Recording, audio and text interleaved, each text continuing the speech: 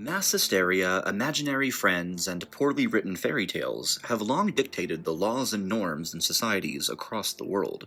In other words, religion has a grip on humanity that is hard to be overstated. And when it comes to our community in particular, the impact of this grip has been an overwhelmingly violent and hostile one. From sermons that denounce our very existence, to laws rooted in religious extremism that criminalize love and identity, to families torn apart by doctrines of oppression, the harm inflicted on LGBTQ people by organized religion is not an isolated issue, but rather a defining feature of societies across the world. And yet, religions are not monolithic. Within every major religion, there are unique branches, movements, and voices. It is this complex spectrum of theology and practice that makes understanding religion's impact on queer lives both difficult and necessary.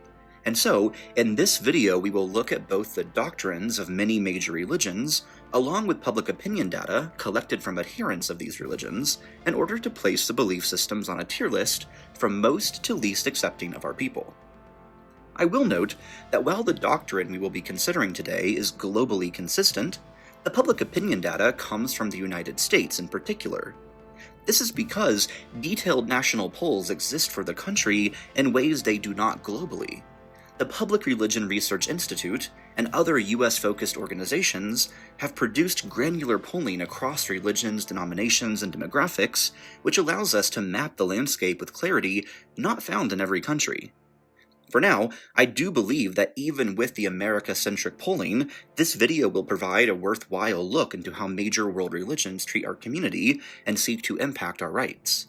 And while it is true that no tier list or ranking can ever capture all the subtleties of every single practitioner and adherent, what such a list does provide is a practical guide to where danger is most concentrated, where progress has been made, and where the future battles for acceptance and freedom are likely to unfold. For LGBTQ people, this knowledge is not academic trivia, it's about safety, strategy, and survival.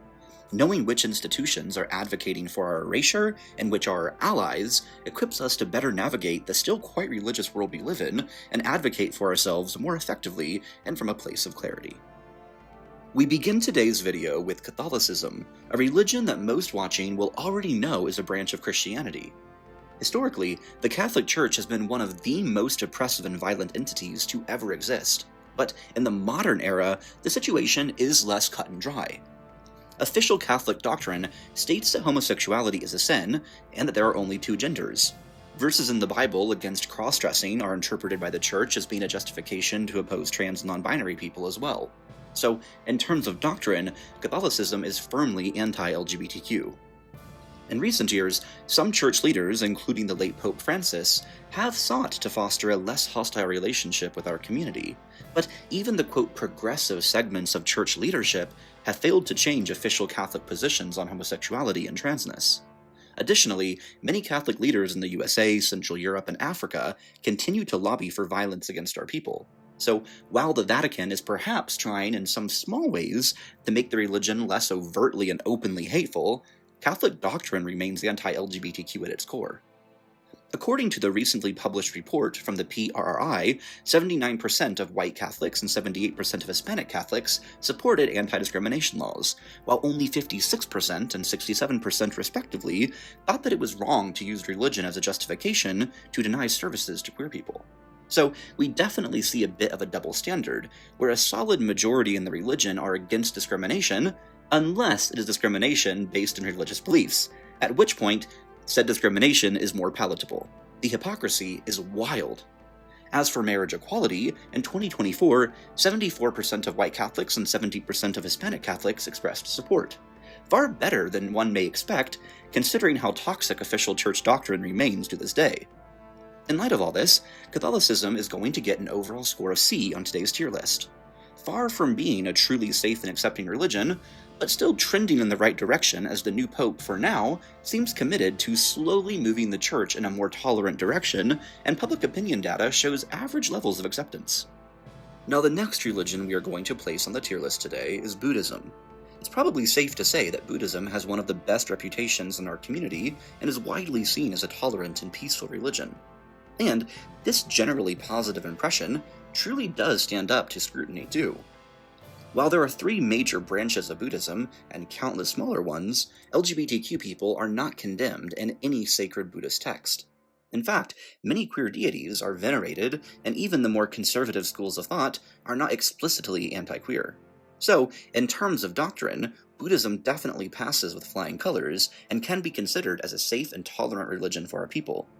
Of course, this does not mean that every single Buddhist is accepting, as humans are individuals after all, but nothing in the religion itself poses a threat to our safety or freedom. Public opinion polling from the PRRI has found that 84% of Buddhist respondents support anti-discrimination legislation, while 69% believe that religion is not a valid excuse for denying queer people services. Furthermore, a quite impressive 86% of those polled support marriage equality. When both public opinion surveys and the overall Buddhist doctrines are taken into consideration, the religion earns a spot on A tier, as it truly is one of the most LGBTQ-friendly belief systems in the world. Now, the next religion we need to place is that of Mainline Protestantism, which is very different from evangelical and fundamentalist Protestantism, both in terms of doctrine and public opinion. Mainline Protestantism is comprised of many different denominations, like Anglicans, Methodists, Quakers, the United Church of Christ, and Presbyterians, just to name some of the largest. Interestingly, almost every mainline Protestant denomination, including all those that were just mentioned, are affirming of queer people and rights to various degrees. And just last year, the Methodist Church voted to allow LGBTQ clergy, something that other mainline Protestant denominations have allowed for many years. So, essentially, this branch of Christianity chooses not to interpret all the violent, genocidal, homophobic, transphobic, and misogynistic Bible verses literally, and instead tries to rationalize them away, which is better than believing them, I must say. Of course, individual congregations within the wider mainline Protestant framework may still be holding on to some literalist interpretations of the biblical scriptures, but as a general rule, this religion is far more open and accepting than Catholicism or Evangelicalism. In terms of public opinion, we see that 78% of white, 75% of black, and 60% of Hispanic mainline Protestants support anti-discrimination laws, while a lower 55%, 67%, and 50% respectively believe that discrimination against queer people based in religious beliefs is also wrong. As for marriage equality, 76% of white, 52% of black, and 41% of Hispanic mainline Protestants express their support in the study. All in all then, we see that official doctrine and the vast majority of denominations under this broader religious umbrella are affirming of LGBTQ people and rights. And public opinion, while far from ideal, is still generally favorable as well. This means that mainline Protestantism earns a B on this tier list, just below Buddhism and just ahead of Catholicism. In sharp contrast to this, we have the Jehovah Witness religion, a far newer, more radical and hateful offshoot of broader Christianity. Homosexuality is viewed as an incredibly serious sin and abomination in Jehovah Witness doctrine, and those found to be LGBTQ are excommunicated from the church, something they call being disfellowshipped. The church's monthly magazine called The Watchtower routinely refers to queer people as being perverted, unnatural, and under Satan's influence. Likewise, we see that public opinion among Jehovah Witnesses is just as horrendous as one would expect based off of this doctrine. As of 2024, only 36% of adherents support anti-discrimination legislation, just 37% are against religious-based discrimination of LGBTQ people, and a mere 16% support marriage equality. These are, in fact, the absolute lowest rates of acceptance out of any major religion polled within the USA, and taken in conjunction with the religion's official doctrine, the Jehovah Witnesses can receive nothing short of F tier, the worst possible rank. Speaking of hateful and dangerous religions, the next religion we will be covering is Islam. Now, like Christianity, Islam has different branches, some of the most famous being Sunni, Shia, and Sufi. But if there is one thing that all agree on, it is that being LGBTQ is an abomination deserving of punishment. No major modern branch of Islam tolerates homosexuality or transness, and the Quran, like the Bible, is explicitly against the acceptance of queer people. While some cultural Muslims, who rarely if ever read the Quran, may be lovely and peaceful individuals, the official doctrine of all major branches of the religion are clear in their hostility to our community. According to polls conducted by the PRI, 60% of individuals identifying as Muslim in the USA supported anti-discrimination legislation, and 62% were against religious-based discrimination. But just 33% were in favor of marriage equality being legal. This is actually the second worst out of all religious groups polled in the country, only better than Jehovah's Witnesses. And while this is not an official metric in the methodology today, it is perhaps important to note that out of the 52 Muslim-majority countries in the world, being queer is illegal and punished with prison, fines, and in some cases execution in 41 of them, equating to 78.8% of all Muslim-majority countries.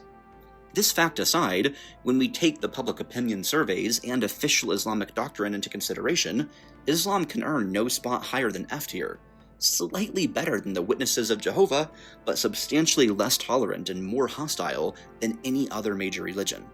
On a far less bleak note, we now move on to the religion of Hinduism.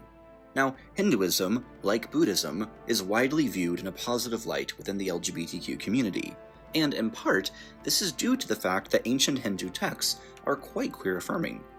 There are examples of the god Shiva merging with Parvati into a half-male and half-female deity, a warrior named Shikandi who was born female but lives as a male, and there are many examples of homosexuality between gods, in addition to same-sex relationships being outlined in the Kama Sutra. It's safe to say that in traditional pre-colonial Hinduism, being gay or trans was not seen as a sin or unnatural in any way. Furthermore, the recognition of a third gender, often called Hijra, has its roots in Hinduism, and makes the religion one of the most non-binary and genderqueer affirming on Earth. Unfortunately, due to political polarization, nationalism, and the impacts of British Christian colonialism, there are now many Hindus who reject the pro-LGBTQ doctrines of their religion, and have instead decided to embrace imported homophobia and transphobia. So, saying that all Hindus are pro-LGBTQ would be false. To this day, Hindu-majority countries like India and Nepal are still lagging behind on most issues of queer rights, and in many cases it is still dangerous to be openly LGBTQ in conservative Hindu communities. But when it comes to official doctrine and ancient Hindu texts, the religion is at its core extremely LGBTQ-friendly and open to diverse expressions of gender and sexuality. In the 2024 edition of the PRRI Study of Religious Attitudes in the USA Towards Queer People, 79% of Hindus supported anti-discrimination legislation, 71% were opposed to the denial of services to LGBTQ people based on religion, and 68% were in favor of marriage equality. When all of the above is taken into account, Hinduism comes out slightly less LGBTQ-friendly than Buddhism in the modern context, but still far above many religions in the world today, thus earning it a spot on B tier alongside Mainline Protestantism. Moving on now to a truly infamous religion that most in our community have already learned the horrors of, we have Evangelicalism, one of the most extremist and dangerous offshoots of Christianity, and the one that I was personally raised in, traumatized by, and will never stop crusading against. Now, one of the defining traits of evangelicalism is the belief that every single word in the Bible should be taken literally, while mainline Protestantism often ignores or reinterprets the most harmful and grotesque verses in the Bible. Evangelicals fully embrace them, and honestly, points to them for being logically consistent. Evangelicals don't try to hide how messed up the Bible truly is. They are actually proud of it. LGBTQ people are shamed, persecuted, and disowned in this religion, and women are forbidden from having leadership positions over men in the church. A denial of science, emphasis on homeschooling, right-wing politics, and conspiracy theories are also core aspects of a fundamentalist evangelical experience. It is also worth highlighting that when African countries like Uganda and Ghana pass anti-LGBTQ legislation, there are almost always evangelical lobbyist pressure groups and funding present.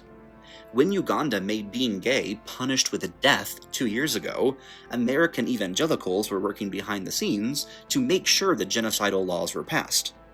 Unsurprisingly, the religion's putrid teachings are definitely reflected when it comes to public opinion polls, as only 59% of evangelical respondents support anti-discrimination laws, and an even lower 31% think that refusing service to LGBTQ people for religious reasons is wrong. Additionally, just 38% of evangelical respondents support marriage equality being legal, the third lowest out of any religious group studied, and ahead of only Muslims and Jehovah Witnesses. Between the vile and primitive doctrines, and the fact that public opinion is some of the lowest measured in the study, evangelicalism can receive nothing higher than F tier. In striking contrast to evangelicalism, we will now take a look at Universalism, a branch of Christianity whose very DNA is based in equality, social justice, freedom, and love. Universalist churches were among the first religious institutions in the modern world to welcome LGBTQ people, both into their congregations and clergy alike. The doctrine of Universalists is completely affirming of our people and our rights. The Bible verses that preach homophobia, transphobia, misogyny, genocide, and violence against other faiths or worldviews are fully rejected in Universalism. Essentially, Universalism is on the exact opposite end of the spectrum from evangelicalism, and the public opinion polls really drive this point home. In the 2024 survey from the PRRI, 86% of Universalists support anti-discrimination laws to protect LGBTQ individuals, and 79% believe that religion was never an excuse to deny queer people services. Also, 93% of Universalist respondents support marriage equality, making this religion by far the most accepting and earning it the rank of S tier. So, if you are looking for a religion that ignores and reinterprets all the destructive and violent scriptures found in the Bible, Universalism is an excellent choice. Now, the next religion we are going to cover is far too often viewed through a singular lens, but Judaism, as we will soon see, is quite diverse like other religions we have covered. For the sake of simplicity, we can split the religion's doctrine on LGBTQ people into 5 major groups. These include Orthodox, Conservative, Reform, Reconstructionalist, and Humanistic, or secular.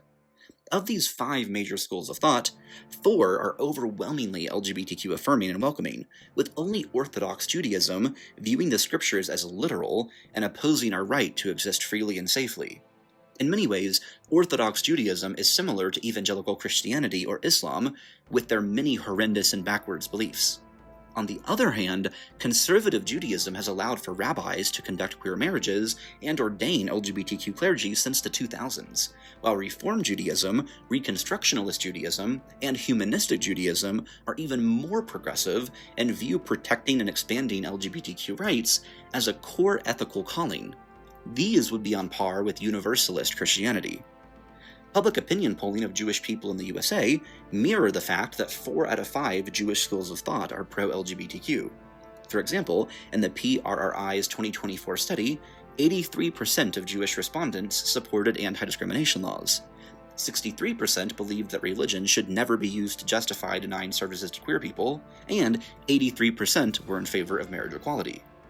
These are some of the most positive public opinion results out of any religion, and behind only Universalist Christians and Buddhists. If it were not for the Orthodox segment of the religion, Judaism would earn a spot on A tier. But alas, when we take every major factor into account, Judaism is placed in B tier. Now, the next religion we will cover is one that is often considered more of a cult than a proper religion, but as we have the data for it, I think it is useful to include anyway. Mormonism is by some accounts a branch of Christianity, but like the Jehovah Witnesses, it is also different in many key ways that lead to it being considered an entirely separate religion by many Catholics, Protestants, and Orthodox Christians alike. Nevertheless, Mormon doctrine is rooted in both the Bible and the Book of Mormon, both of which condemn homosexuality and cross-dressing, which has led to the entire LGBTQ community being persecuted within Mormon circles. Being gay or trans is considered a sin, and queer adherents are commanded to deny their sexuality and/or gender identity if they wish to stay part of the church. As such, there is simply no place for LGBTQ individuals within the Mormon religion. While the doctrine of Mormonism is rooted in violent and dangerous scriptures, public opinion polling is actually not as abysmal as one would expect.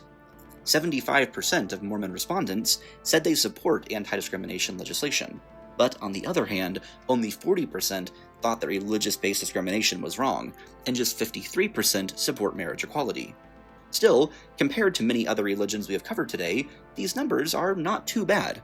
All things taken together, from the wildly oppressive doctrine to the slightly better than average public opinion results, Mormonism earns its spot on C tier, alongside Catholicism.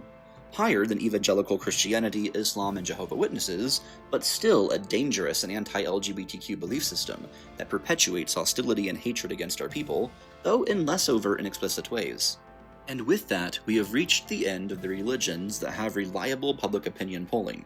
But I thought it could be fun to quickly put a handful of others in the tier list as well, though I will stress that these will perhaps be more subjective due to the lack of public opinion polling. So this final section will be more heavily based on their doctrine alone. The first is Eastern Orthodoxy, basically a more bigoted and corrupt version of the Catholic Church, and that is really saying something. Eastern Europe is the stronghold of this religion, and many Eastern Orthodox leaders in countries like Russia, Serbia, and Bulgaria explicitly call for physical attacks against our community. While their doctrine on queer rights is nearly identical to the Catholic Church, the implementation of these beliefs is far more extreme and dangerous. For this reason, the Eastern Orthodox religion goes to F tier. Another religion that I thought some may be curious about is Shinto, a traditional Japanese religion that does not have any strict doctrine on LGBTQ rights, but is viewed as being affirming nevertheless. Shinto can be described as a non-dogmatic, animistic, polytheistic, and ancestor-venerating tradition. And in ancient Japan, same-sex relationships and gender diversity were widely accepted under Shintoism, perhaps even more so than in neighboring Buddhist countries, which were often more impacted by conservative Confucian philosophy. In modern Japan, society remains quite conservative, but this is not necessarily due to hateful anti-queerness or religious beliefs, but rather to the overall slow-moving and traditionalist nature of Japanese culture. Generally, though, despite the slow pace of legal progress in Japan, practitioners of Shinto are very accepting of LGBTQ people, and there are no Shinto teachings that condemn being LGBTQ. As such, Shinto is going to A tier alongside Buddhism. Another religion that I want to briefly cover is Wicca, which is in fact a religion unlike folk witchcraft or general paganism, which are practices more so than religions. The religion of Wicca was founded in the mid-20th century, and from the beginning has been open to diverse expressions of gender and sexuality. Today, queer people comprise a large percentage of Wiccans, and the religion is considered one of the most LGBTQ-friendly on Earth. Within Wicca, there is a large emphasis on the masculine and feminine polarity in the universe, and many rituals are binary in nature, so this is one reason why Wicca may not resonate with every LGBTQ person. But despite its traditional focus on polarity, the vast majority of covens ordain queer clergy, celebrate same-sex handfastings, and embrace non-binary interpretations of deity, with some working with dual goddesses, dual gods, or fluid divine archetypes. For all of these reasons, Wicca joins Universalist Christianity in S tier. The last religion I want to cover is Sikhism, a religion that originated in the area of Punjab and today has around 30 million followers globally. Unlike Islam, Christianity, and Judaism, the holy book of the Sikhs does not ever mention homosexuality or transness, so over the years opinions about LGBTQ people have been quite diverse since there is no official doctrine to affirm or condemn our community with. Today, many more conservative Sikhs living in Pakistan and India are less queer-friendly, while many living overseas in countries like Canada and the UK are openly supportive. But it's safe to say that there is no real consensus among adherents, and opinions vary widely. In light of this, Sikhism will be earning a spot on B tier. Now, I know there are other religions I did not have time to cover today, so feel free to comment below what religion you wish had been included, and what tier you would place it in based on your own knowledge and experiences, with both its doctrine and followers. For those curious, I consider myself to be an atheistic, non-religious folk witch with a humanistic and nature-based practice most closely resembling Celtic and Anglo-Saxon indigenous beliefs, but without any literal belief in deities. If you are religious or spiritual, or neither, I'd love to hear from you in the comments about how your worldview impacts your opinions on human rights and individual liberty. I hope that today's video was both enlightening and helpful as we all seek to more safely navigate this world that unfortunately is still dominated by competing imaginary friends and fairy tales even in 2025. And thank you, friends, for watching and spending time today with me as we seek to spread the word about important topics in the community. If you enjoy these videos and want to support me so I can keep making them on a routine basis, consider joining the Queer Kingdom officially here on YouTube by becoming a member of the channel. But just your presence here today means the world to me, so thank you for watching, for caring about our global community, and please always remember that good things do still happen even in dark times. Together, I know we can truly make the world a safer and freer place for us all. Until next time, QK out.